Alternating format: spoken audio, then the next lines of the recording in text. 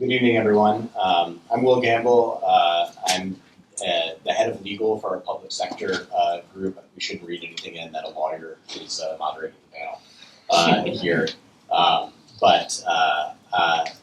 Been in scale for a little bit. Prior to that, I spent most of my career in government trying to buy innovative modern technology for national security missions.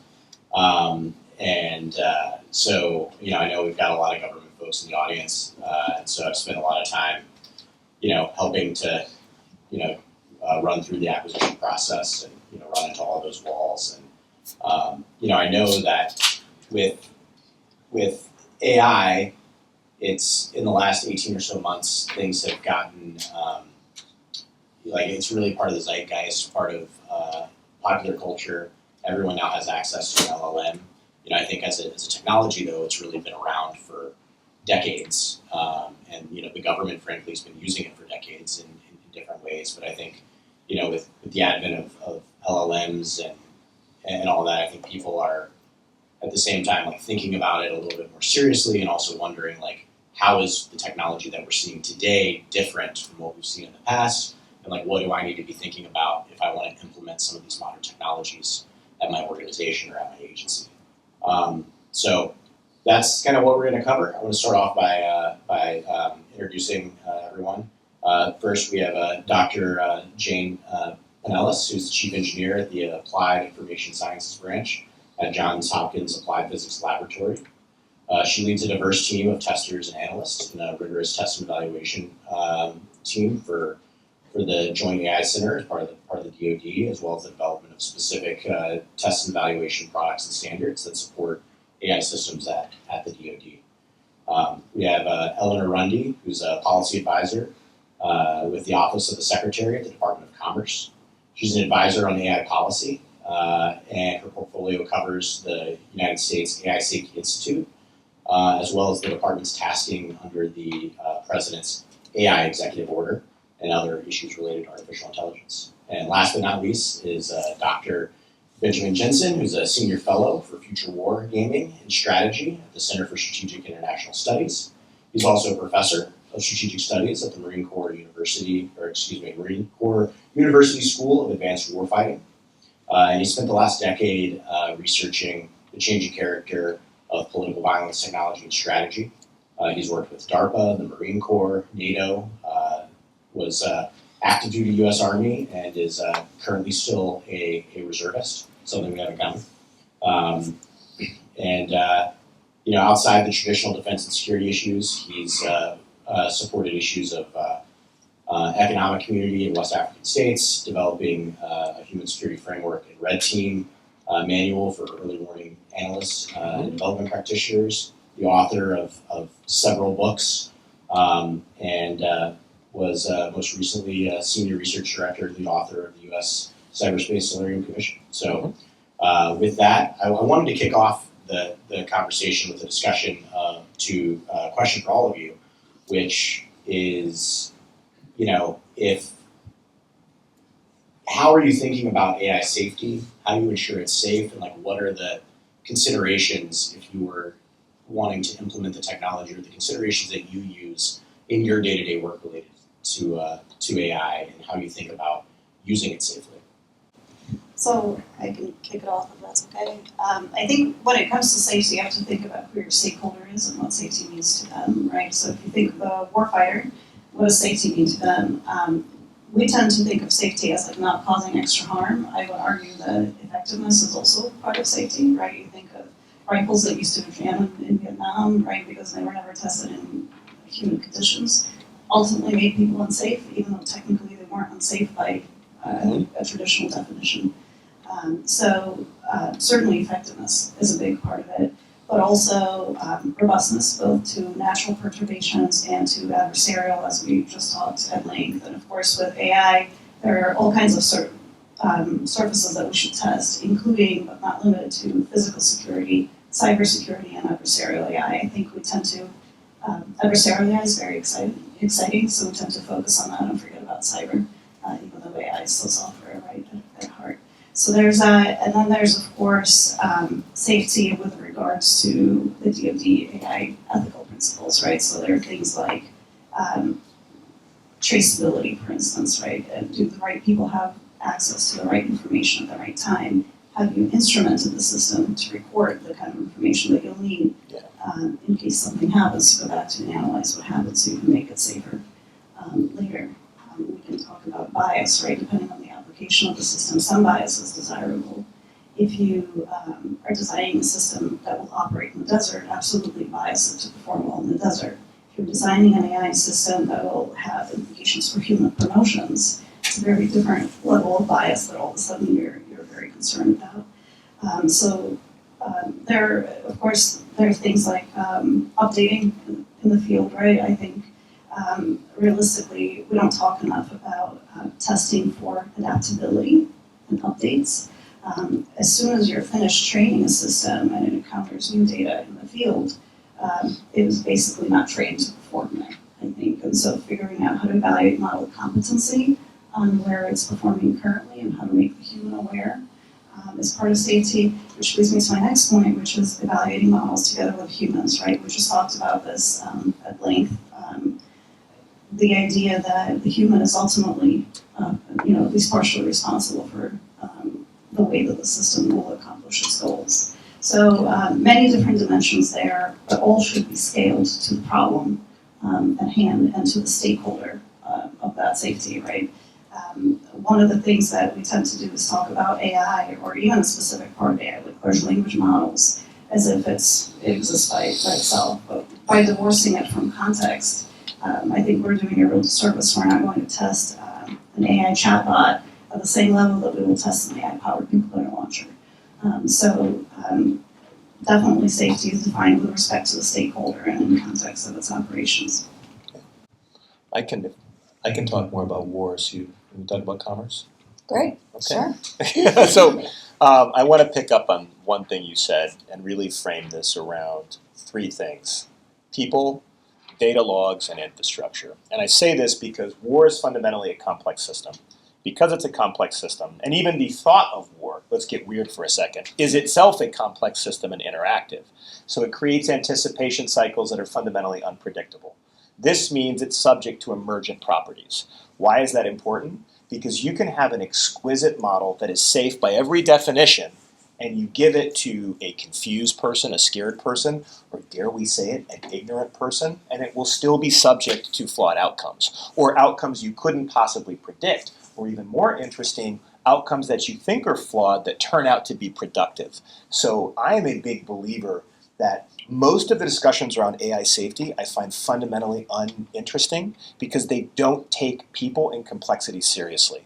And we tend to look at technology as if it was made by machines for machines, as opposed to having these wonderfully devilish, beautiful, and tragic creatures that constantly have their fingers probing all over it. So where I've seen most things break down is usually because of we don't take enough time as a society, and in my own world in the military, to actually go back to almost classical reasoning and philosophy and actually teach people how to ask questions. To actually revisit what are the steps of the scientific method? What's it mean to reject a null hypothesis? And I think if we were to go back to some basic principles of how we think, we would solve half of the bad returns of models because it would enable human judgment. And I don't think we can expect technology to ever replace the desire for human judgment. Now, how do we also protect ourselves? And that gets to data and infrastructure. If we don't create the infrastructure to log all of those interactions so we can go back and triage after something happens, we'll never be able to see all of those emergent properties. And unfortunately, that's not cheap, and nobody wants to hear that at the initial moment. They don't want to hear that you need, we're dealing with this right now. One of the students you have in our exercise, I convinced him to write a study on the actual, no kidding, computational and power requirements to get beyond just saying tactical edge. Like if I'm going to update a model at some point in the battle space, that means there is a quad-con with a lot of power keeping a couple of GPUs cool enough that they can also receive, bandwidth and latency issues, some data to update. that is going to be as much a human problem, a procedural problem. It's actually an easier engineering problem to solve than it is figuring out how it fits with human procedures and how it adapts. And the sad part is it's a very expensive problem because everyone's going to want one and not everybody rates one. Number one. And number two, that means everybody will want the sexy box that apparently they think can do things it can't do, because again, we haven't trained the people to understand how to use it. And then we have diverted money we needed to have the data logs that would allow us to triage and understand why the model skewed. I'll give you one funny story about that before we go. Can I tell them? So Jane's team is doing an amazing thing where they're watching my Marine students fumble around with AI models. And we were lucky enough to have Task Force Lima donate some of its licenses that are actually scale licenses so that the Marines can tinker. And you have to watch people tinker. And tinker doesn't mean pretty. Tinker means like building the ugliest Lego ship on the planet, not the Millennium Falcon on the box. Tinker means building things that don't work. And the most interesting failures we've seen so far is usually our own lack of perspective on seeing yourself in the world. So we were asking questions about deterrence. And all of a sudden, all the returns come back talking about snowball fights in the Arctic. And everyone starts giggling at first until we realize, well, wait a second, you had just been asking in that same thread questions about the Arctic, number one. And number two, there's actually a larger literature on deterrence and law enforcement than in national security. But because where you sit, where you stand, we as national security professionals would have never conceptualized that. So it was talking about non-lethal snowballs as a way to subdue a crowd and deter it. Now, as much as that sounds like a funny hallucination, or it'd be easy to, I'm going to score that model wrong because it did it. No, it was actually a function of if you're not reflective of what the larger corpus of knowledge you're pulling returns from, you can easily miscue in those directions. And again, that's why I come back to we're going to have to invest a lot of time and energy retraining all of ourselves, almost like old, Aristotelian A is B, some A or B, no A is B. We have to go back to core classical reasoning and hone our judgment so we can better interact with this and actually spend the money to have the data logs, because things are going to go wrong. Like you just heard, there is no zero risk in the world, right? So I would go back to people, data, and the infrastructure so we can catalog it. So if I can just build on that a little bit, one of the things that really resonates, one of the things we always talk about is the importance of human factors, right? And measuring human factors. And the thing that you're mentioning, we call mental models. Yeah. So you have to measure the mental models that the people have of your system. And that makes it really important to incorporate different types of people into your testing. Young and old with lots of experience of how we're used to doing things, and little experience, and figuring out how they respond to that kind of training. We also have to build in a lot of free play into our experimentation to see what else people will do with the system that you don't expect them to do. We call it making the system marine-proof. It's an ode to your chart. But realistically, right? And the way that the human behavior emerges, potentially when the system's actually working as it should, can be good, can be bad, but either way should be measured. Very quickly, ordinarily I would make some kind of apologetic remark about being too young and inexperienced to be on this panel, but I think the executive branch is known for putting young people in powerful positions. The legislative branch is even worse, and Scale AI is somewhere up here. So I think I'm in a friendly zone. Department of Commerce's mission is basically to enhance American innovation, which means competitiveness, industry around the world. We look at safety in part through that lens. It's part of the reason why NIST is at Commerce, is that we understand that trust, transparency, standardization, interoperability, these are key to the ways that consumers adopt or don't adopt technologies, and whether or not those technologies spread around the globe. And so our basic mission, right, is the innovation and competitiveness. But we see that assurance piece as speeding adoption and then subsequently speeding innovation. Commerce Department is a real amalgam of things. It's everything from chip controls in the Bureau of Industry and Security to NIST to the National Telecommunications and Information Administration, which is going to put out an open source report in July, which I encourage you all to look out for, and everything in between. So I'm sure we'll get into that further. But I would just fully agree with both of our panelists that the way we think about AI has to be both, pure AI in some sense, sure, but also in context and also in systems that involve messiness and humans and diplomacy and all the rest of it. Yeah, and I think like if I'm putting my government hat back on and like someone's, asking me like, what do we need to do to deploy this, like even getting at a much more basic level, I think there's like AI is sexy in a lot of ways, but it's also just computer software.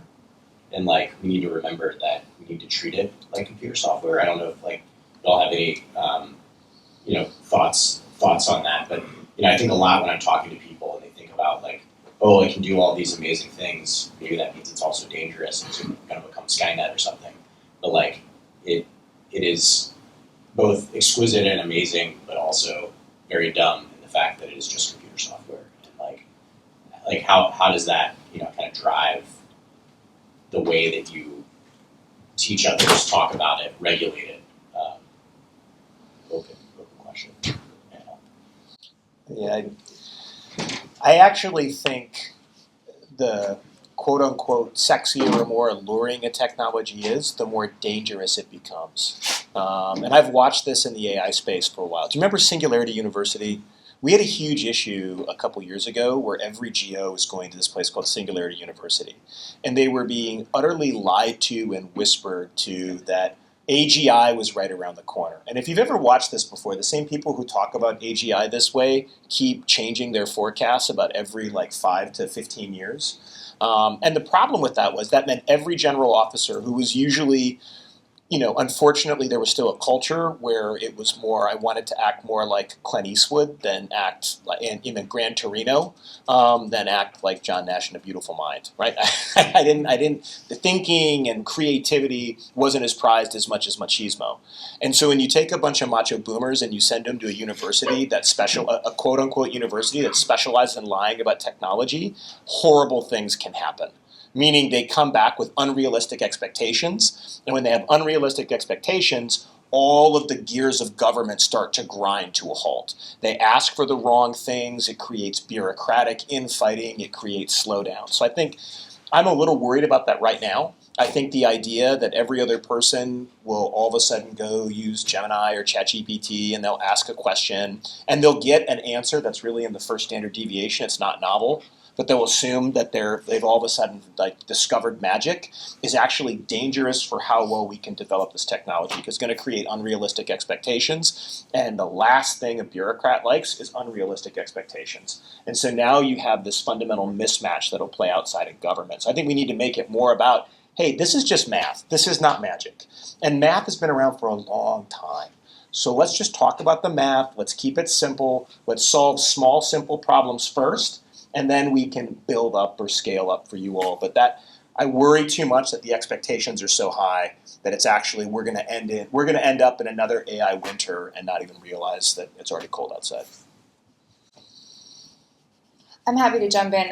NIST just recently did a secure software development kind of workshop on, they're developing a profile on how to develop software safely, but talking specifically about AI, and basically ran through, yeah, there are a lot of parallels, but there are also new risk vectors that we actually need to be thinking about and need to be preparing for. So I would say the parallel is helpful mainly in providing the distinctions or noting, okay, yeah, there's a lot here that, it is just math or it is just software, but then there are these added elements of risk that we need to be paying attention to and highlighting those.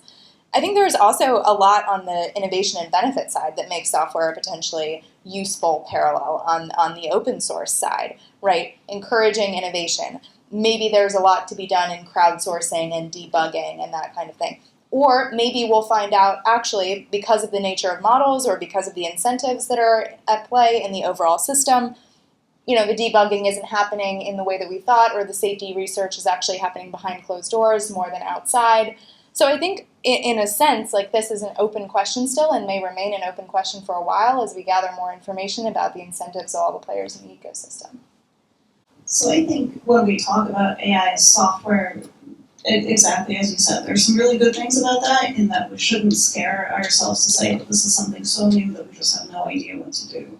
But there are some key principles, right? Basic design of experiments, figuring out what you want to measure and how to measure it, and scaling your evaluations to the type of problem that you have, et cetera. But I'll say a couple things. Number one, the DoD has not yet really figured out how to do software either, right? Anybody who's gone through the ATO process knows that. But and so with AI, some of those problems I would say are amplified. But then there are some additional dimensions to AI that make it more challenging to evaluate, right? You think about, for instance, our inability to interpolate and extrapolate, right? So if you think about testing a tank, right? I'm used to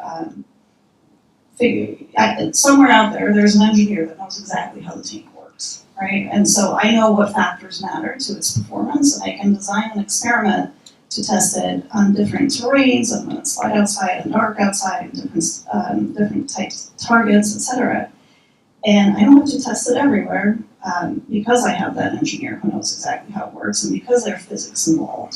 I can test it in a select few points, and I can generally make an informed statement about how it's going to work and where it's going to break.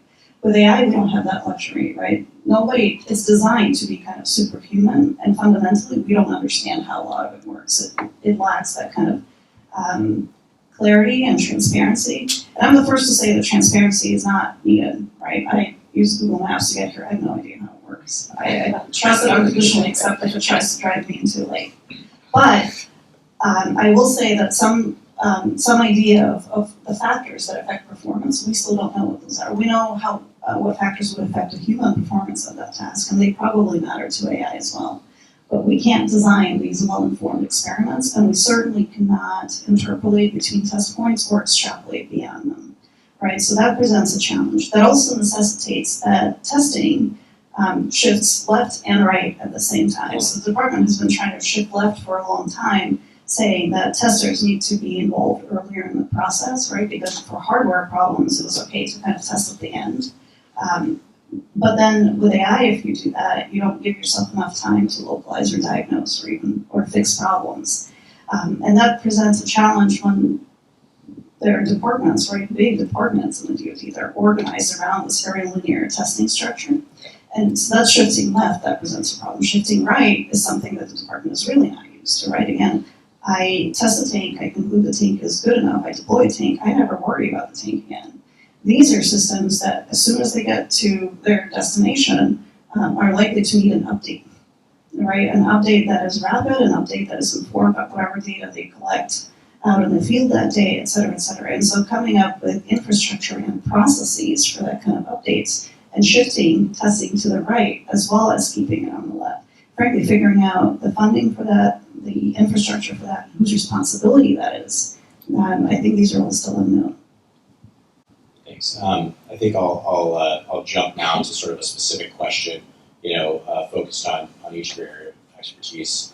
I'll start with Eleanor and how the Department of Commerce is thinking about its role in the safety ecosystem for AI, and then also what are the key challenges and opportunities you see for your agency? Because as you said, it's got a huge mandate in terms of it touches a lot of areas that can touch AI. And so, what do you see about your agency, but also other agencies or other organizations and how they should think about regulating their use of AI technology? Yeah, it's a great question. I'll drill down a little bit on kind of the Safety Institute that's being stood up at NIST, but I want to start with the challenges and opportunities piece. I think what's missing is a reliable science-based safety and information. And that's kind of the mission that we're on, as I said earlier.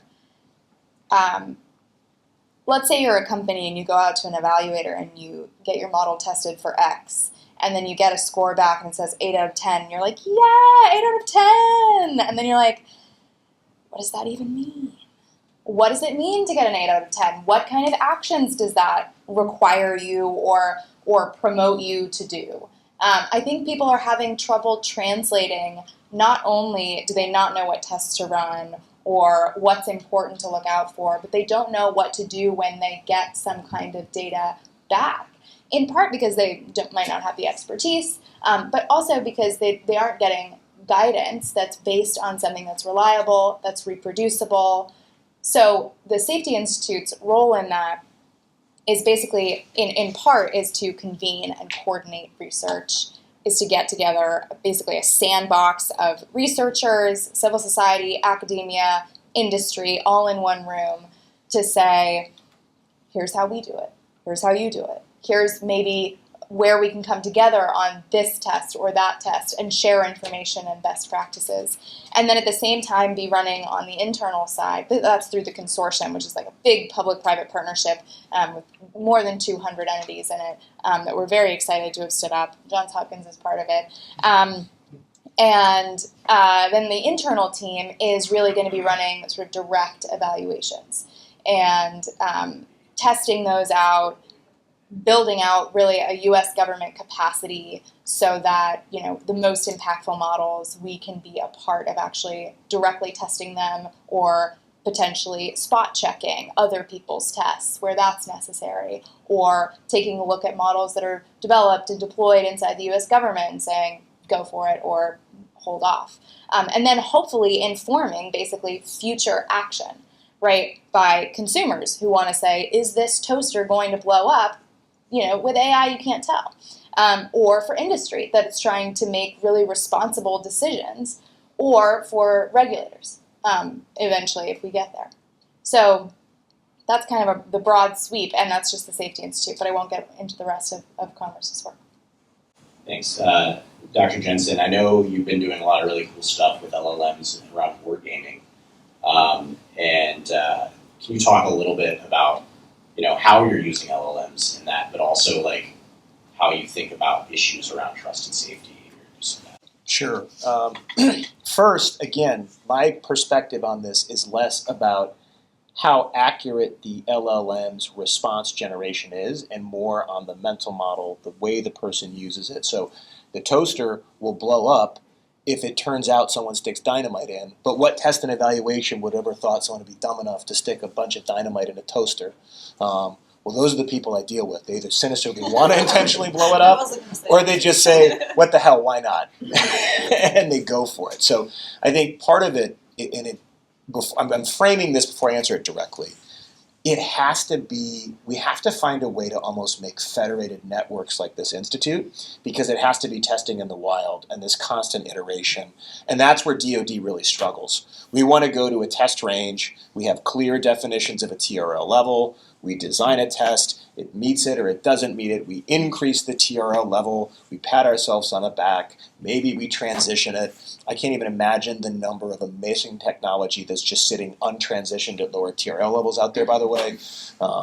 And we struggle because it's such a defined, sterile environment, which you need for a proper experiment. But we almost have to come up with new forms of experiments and experiments on the fly with different scope conditions. And I view gaming as a great way to do that, because it provides free play. Now, the challenge with free play is a degrees of freedom problem, because now if I really want to actually measure what people do and they have an infinite choice horizon, well, I better find a multiverse to also run my test, because I need more than the life of my own universe. Not going to happen. So I think the art of gaming in this, it actually gets directly at this test and evaluation, because I want people to tinker, but I have to set up enough creativity of choice, but around enough of a structured set of choices that the decision that they make can still be measured, and see if there's a statistically significant difference. And then we can inject different model parameters, different ways they can use it, and see. So it requires a different type of war game than we're used to.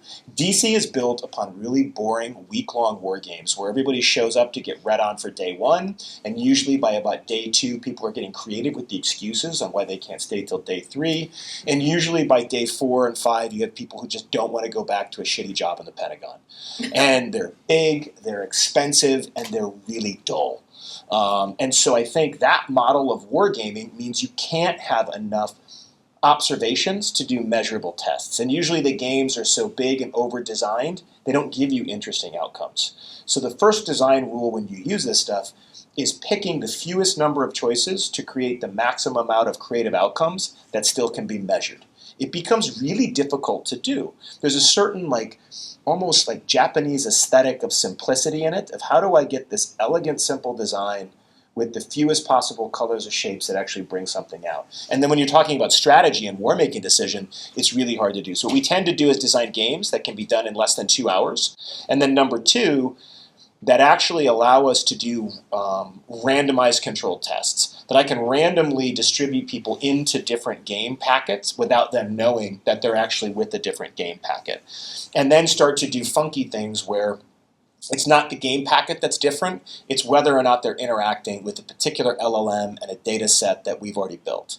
Or an interesting one we did, so we'll reveal this one. So not going to say who funded it. Don't think that's mysterious, it's just being polite. But we basically got together senior NSC officials from 6 different presidential administrations. You had to be a directorate level person from Bush Senior all the way to current folks in Biden's NSC. And we had them do one of these little abbreviated tabletops. Now the confounding variables, I fed them and got them half drunk, so take this with a grain of salt, but I think that's fair. And what we did is we actually generated certain packets by pre-training using Donovan a bunch of declassified net assessments, books on competitive strategy, the new joint concept for competing. So basically a corpus of knowledge that would allow you to frame strategic questions in a meaningful way. And then we generated kind of classic NSC packets for them. And we were kind of doing a little like mini Turing test to see first, could they even tell what the packets were? Which I don't think is a fair test because most NSC packets are pretty boring and the model's gonna be good at making you a pretty standard set of ones. So they didn't really know. It was about a coin toss. The more interesting one is by game 3, we'd actually have people, and Dan was one of these, where we'd send them to the room, and it was very pageantry. They'd walk into the room like they were serious, and that is who you're fighting. They weren't. They were just in there having wine, and then we were letting the model respond to their decision. So that's a kind of free play example I'm using, but the game isn't just about did some policy wonk come up with a brilliant rearticulation of realism, snoozer. It was actually, did they actually realize if it was machine-generated data or the adversary reaction was actually generated to the LLM. Now, I will say one more thing about this. Very easy to get models to generate very standard, simple responses, and even productive hallucinations. Cross-cutting different data sets or different forms of questions to have it think in the tails and not in the first standard deviation. I struggle to get it to do evaluation. Meaning it struggles to actually, and maybe it could be my limitation, to make value judgments unless I've so forced it to overweight certain factors. And that's both a sad story, but a really good news human story. Because it shows us some of this interesting interaction in the wild we're going to have to find ways to test. I think it's going to be true for commerce writ large as well. This isn't just a defensism, because a lot of business is ultimately strategic interaction and anticipation. So that's just a little, fun gaming story. You're all welcome now. Now that you heard the story, you want to come have some wine and play a game with me? I don't know if your packet's going to be real or not, but hey. So I think it's curious that you bring that up because the entire time I did wargaming with Quill, which was admittedly a fairly long time ago, there was this huge conflict between the ops research community and the wargaming community about the rigor that is in wargaming, because the wargaming rigor is not defined nearly in the same terms as like an ops researcher defines rigor, right, in terms of p-values and effect sizes and things like that. So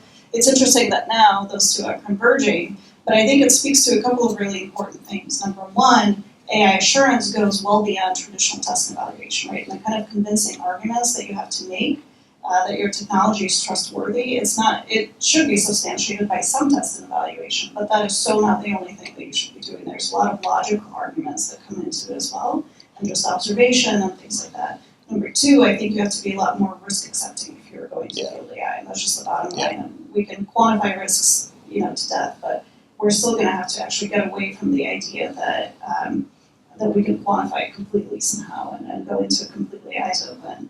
And then, most importantly, I think what you're bringing up is the idea that AI assurance is really a multidisciplinary game, right? And that we have to look well beyond what the traditional T&E skill set, like mine as a statistician, and look into the skills of teachers and lawyers and all and human factors folks and neuroscientists, et cetera, to really have a holistic picture of how this technology works and where it fails. Thanks. I think we have time maybe for just one more, Dr. Pinelis, and I think you may have previewed some of this potentially, but you've sort of been a pathfinder for the DoD in using AI, working with the JIG and the work that you've done, and sort of thinking about test and evaluation. And so you're probably way ahead of almost just about anyone in government. So I wanted to get your thoughts on, what sort of advice you would give to other parts of either the department or other agencies about, how they should approach the issues of trust and safety in AI, and like what are some of the best practices that you've discovered along the way? Sure. So the first thing I'll say is we're trying to get away from the word trust. Trust is really in the eye of the beholder, right? And what it means to trust a person versus an organization, and trust is very transferable. So, and trust can be blind, which is literally the opposite of what we want. We use instead a term trustworthiness, which is related, but it is much better defined. It's defined as in 3 steps. A trustworthy technology, when used correctly, does what it's supposed to do. When used correctly, does not do what it's not supposed to do. And then number 3, very important, you've trained your humans to use it correctly. Yeah. Right? So that's kind of the terminology that we use that fits really well with the idea of AI assurance. In addition to kind of this multidisciplinary approach to evaluation, one of the things that I'll mention is, again, the importance of doing this early and often. Again, we're not able to interpolate, we're not able to extrapolate. So the only choice we really have is essentially field the immature technology, like we did on Project Maven, which was extremely successful. And there's several articles that recently came out about how successful it is 7 years later. But the idea was we fielded a technology that was really mature, it wasn't ready, but we figured out from the users by spending a ton of time with them, and I mean, we, as a much larger team, of course, of what they actually wanted, right? Their demands and their needs are very dynamic, and they need to understand the technology better, and that changes their demands, et cetera, et cetera. But all of these processes just have to be infinitely more flexible, and each test has to inform the one after it because it's the only thing you've got. And then again, the idea of continuous monitoring, right? Figuring out what benchmarks you're going to have, what process you will have to update the system, figuring out how to, if the system is affected by an adversary or if it's just plain ineffective, how to roll it back and things like that. I think we have done so little thinking about what happens to these systems after deployment. I find it kind of terrifying. I do think, I think like Putin at some point said, right, that whoever is like the king of AI will win the next war, some version of that. I think it's the person that makes the most adaptable AI that's going to win the next war. And then the last thing I'll say is that, especially with the advancement of large language models, right, we've seen this big focus on safety and security. We've seen a big focus on regulation. And I think a lot of that focus has been needed, and it frankly provides me job security, I think, for the rest of my life, which I'm very grateful for. But one thing that I think we as a nation collectively have not focused enough on is effectiveness, right? So we're so scared now of these things that we're failing to actually weigh the pros and the cons. Because a system that's 60% effective, if you're at peacetime, maybe that's terrible and you never want to feel it. If you're being shot at, press a button, right? So we really need to figure out if these systems even work well and how to measure whether they work well and how to continue measuring once they're deployed. Because if you don't have that, safety is irrelevant, we're not going to feel them. And I think now we're so scared by everything that's coming that we're, again, I'm not negating the importance of safety, I'm just saying that effectiveness should matter at least as much. Thank you. I think we are maybe over time or out of time, but I wanted, this has been an amazing discussion, but I did want just to see if we had 1 or 2 audience questions, or if not, we can end the discussion, but I really appreciate y'all's expertise. I learned a lot sitting here, but any audience questions?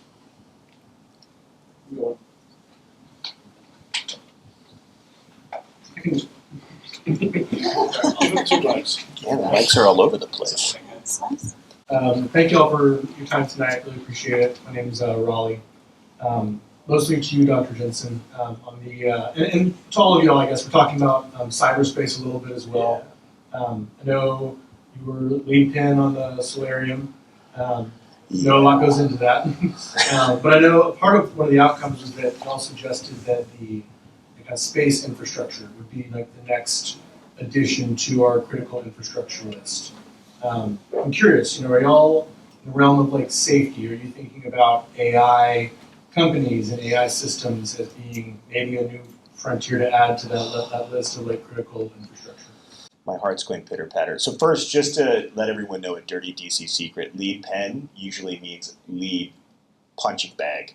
It usually means that you also have to reconcile where senators and CEOs disagree on adverbs. So it can be much less, it can be very painful. But that was actually a labor of love, Solarium. Solarium was a moment that reinvigorated my faith in our republic, watching, Senator King and Congressman Gallagher from different parties, different generations, when you close the door and just have really blunt conversations, cut through all the noise and really be productive. And it was one of the most successful commissions in terms of legislation passed, also because you had really evil geniuses like Mark Montgomery who knew how to write legislative proposals into it, and you made Congress's job easy for them. And so it was a huge lesson, way beyond Mr. Bill on Capitol Hill. But I say that because Solarium's still going, because a lot of us who were at the core of the team at the beginning realized that how you define goods, services, ideas you rely upon as a society are not static, right? They evolve. And so you're right.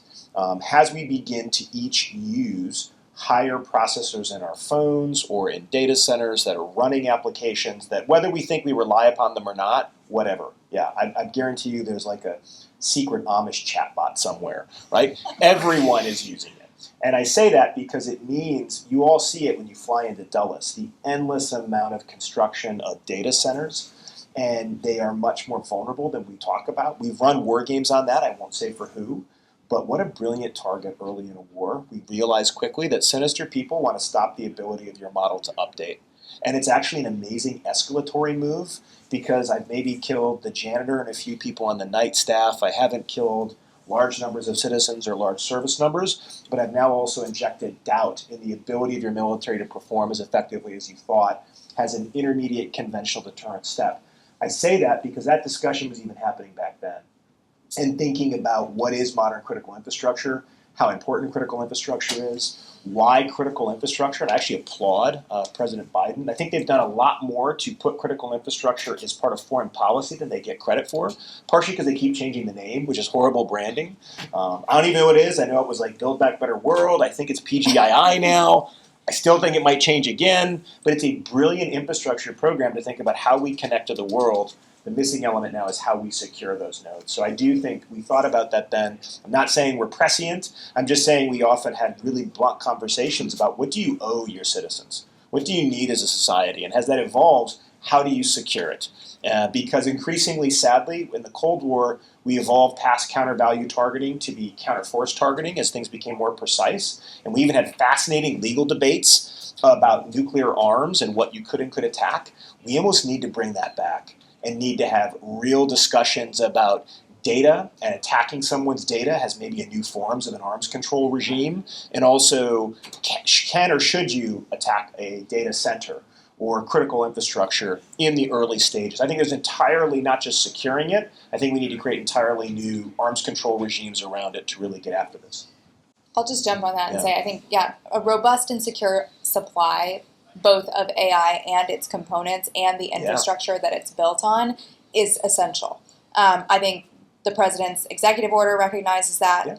And I would say also, I'm not going to spoil any name changes. Oh, no! No, that's a joke. That's totally no, but it is at the center of the plate for us. And I think it's important to recognize that one of the risks that we need to be grappling with is foregoing the benefits. Yeah.